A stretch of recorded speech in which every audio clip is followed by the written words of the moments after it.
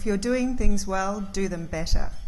Be daring, be different, be first, be just. I wish I could lay claim to that quote. I can't. Netapote, the founder of Body Shop, said it, but to me it encapsulates everything that is the spirit of entrepreneurship. The central tenet of Netapote, right from the very beginning, was to exceed expectations. The expectations of our customers, our brands, our investors, and as a company, the expectations of ourselves. It's a worthwhile goal. So many people ask me, how did it happen? How did Netapote, the seed of an idea, grow into this phenomenal global success that changed the way we shop? Well, I can only speak with authority about the first 4 years. On the cusp of profitability, and when all of the staff's jobs were secure, with equity under my arm, I left to be with the 2 children I'd given birth to during those 4 years. It came as a surprise to everyone but me. My surprise came a few weeks ago when I was having decided to return to work and managing the expectations of my 2 children. I was telling them about the week ahead, and my youngest said to me, "Wow, Mama, you've been at the very bottom for so long, and you're going to be at the top." And so she reduced my dedication to parenting to being at the very bottom, a cautionary tale. So why does Netapote represent less than 0.25% of the dot-coms to survive the boom and the bust? Success has many parents, and failure is an orphan. I'd like to tell you about the many parents of the Netapote success story and how together we work to culminate in this amazing, amazing business. We had a unique idea and we executed it well. Natalie Massenet had been a West Coast editor of W Magazine, a fashion editor of W Magazine in the States, and then a fashion editor of Tatler in the UK. My background was advertising and contract publishing. I was a creative director. And as luck would have it, I was also a consumer, and it was fantastic to be able to turn that, indulgence into a business asset. We'd been creating, vehicles for these women for years to shop, magazines, ad campaigns. We knew who they were. They were cash rich and time poor. They were reading Vogue magazine, but in this instance, we wanted them to be able to click and buy. We wanted to give them flexibility and accessibility. No matter where you were, your office, your bed, the airport, a coffee shop, you'd be able to click on this editorial piece and buy the item. We wanted to provide accessibility. It didn't matter if you didn't live within cooee of the stockists that you'd find at the back of a magazine. I grew up in Melbourne. I'd read Vogue and Harper's, and I had no access to any of these products. We would have to travel to Sydney or Melbourne to get them. It didn't matter if you felt intimidated by these brands and everything they stood for. No matter who you were, how much you spent, £20, £200, £2,000, later £20,000, we would treat you the same. Everyone had the same experience. We had a very well-managed and well-balanced executive team. Natalie and I were obviously right side of the brain. Our husbands provided that crucial left-hand side. Arno, Natalie's husband, was a banker with Lehman Brothers. He was a non-executive director, but he provided crucial input when we needed to raise our funds of £810,000. Mark, my husband, was a former banker, but he was then doing feasibility studies on dot-com startups. As luck would have it, he was also a technology geek. We needed that balance, the yin and the yang, the left and the right. Too many businesses these days obviously focus on the left. They're looking at efficiencies and to the absolute detriment of the customer and the client experience.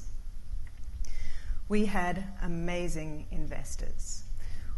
In our initial discussions with male bankers, it became very evident that they had no idea how much women were prepared to spend on themselves. It should never be underestimated. They would say things like, no woman would spend £400 or more on a handbag, and Natalie and I, you're kidding me, and we'd be kicking our bags under the table in the hope that our husbands wouldn't ask us how much we'd spent. We needed people who understood who our customer was and what we wanted to achieve. We didn't want to be directed by people who didn't understand that, nor did we want to be heavily diluted, so we went down the friends and family route. We were enormously grateful for that money, and we were incredibly respectful of it. We didn't squander money on rents. We were always in a safe area because we were always going to have a lot of female staff, very close to the tube station. But they were pretty scrappy, places, and all of our desks would have Jimmy Choo shoes and things stuffed under them. We always flew at the back of the plane. We paid ourselves ridiculously low salaries of £20,000. A lot of the staff and definitely our nannies were getting paid more than we were. It showed our commitment to the company. Our staff were amazing. Amazing people, so loyal, so motivated. We couldn't pay them what our competitors were paying, but what we could give them was a chance of co-creating something amazing. They were pioneers. Every one of them had a voice. The rigidity of hierarchy had no place in a company like Netapote. We gave them autonomy to a degree, incredible camaraderie, and we gave them options. And none of us realised how valuable that would become until we all sold our shares in 2010 to the Richemont Group. So here we are with this team. We were so blessed. I think we need to remember, though, a cautionary tale of boo.com. They marked the beginning of the .com bust. They were sitting on seasonal stock and made £150 million of late site iterations. They were Mac incompatible. Back in the day, in 2000, there were only 24% of people used Mac computers. But that 24% were hugely influential. There were editors, fashion buyers, fashion editors. There were opinion formers. They needed to be online. They had Flash. It was too unintuitive to buy, and it was very slow. They flew Concorde. They had offices in the West End of London, champagne, organic fruit being delivered to their offices every day. They showed a flagrant disregard for their investors' money and a flagrant disregard for their customers. We had amazing brand partnerships, but we had an enormous struggle trying to convince them to come on board. The internet was associated back in 2000, as it is today in Australia, actually, with discounting and high street rather than high end. They'd spend fortunes on building these brands and these stores, and they wanted to protect them, and they thought that the internet would cannibalize their stores and certainly dilute their brands. And they all liked and knew Natalie, but we had to convince them what we were going to give them, how we would protect and nurture and give them a global reach. And Natalie had an idea for an editorial interface, a designer focus, which was information-led. We would tell them about the provenance of the brand, the history, the current seasons. We would show the customers and the brands how we celebrated them. But we also needed something a little more tangible, and our website hadn't been designed at that stage. So that's when, as creative director, I came about designing the now iconic packaging. Probably iconic, and that was so expensive. But anyway, we needed to replace the handsome doorman at Gucci. We needed to replace champagne in the Prada changing rooms. That wonderful frisson you feel, I do, very shallow, excuse me, walking down Bond Street with beautiful shopping bags filled with equally beautiful product. And there's a little illustration of a 50s bellhop. He was probably from the Plaza or the Waldorf Astoria, carrying a tumbling pile of boxes. And that was my inspiration for the rigid boxes that we had made. Not just cardboard for us. I found a material called balacron, so it was so smooth, it was almost like leather. The ribbons I ultimately chose were from a Japanese ribbon-making house called Mokuba.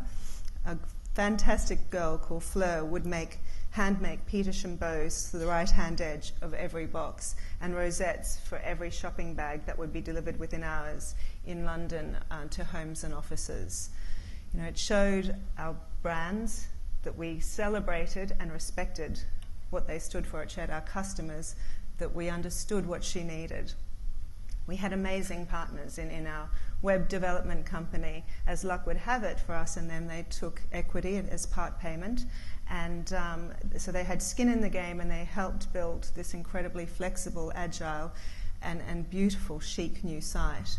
DHL doesn't sound sexy, but they were amazing partners. They were intrigued by our global aspirations. They were fascinated by by what Mark was trying to achieve, building the taxes and duties paid. None of our competitors were global at this stage. None of our competitors were offering the customers to have their taxes paid and their returns and deliveries subsidised. We knew our customer, and we constantly watched her every move, and we adapted our offering to suit her various needs. Everyone likes to feel part of a tribe. Everyone likes to feel nurtured and celebrated.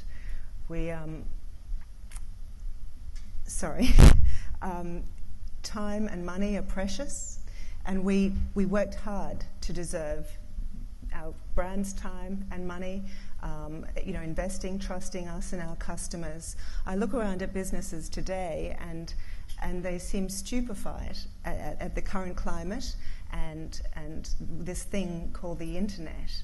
It should be celebrated. It's our friend. It's made me realise how important bravery is in the spirit of entrepreneurship. Some might call it naivety, some might call it stubbornness, but for the argument of this, let's call it bravery. And bravery, honours, fortune honours bravery. In closing, I'd like to leave you with 3 of my recommendations that I hope might enhance your businesses. The first is to have a company-wide mantra of exceeding expectations. I think excellence has become diluted, and it's a bit of a hackney statement now. It's hard to quantify, but it's very easy to measure exceeding expectations. I think we all need to have a very clear idea of our unique attributes, what we want to achieve, who our customer is, and how we can create community with the customer, and collaborate. Collaborate with all of the parents of your success. As President Harry Truman once said, it's amazing what you can achieve when you don't care who gets the credit. Thank you very much.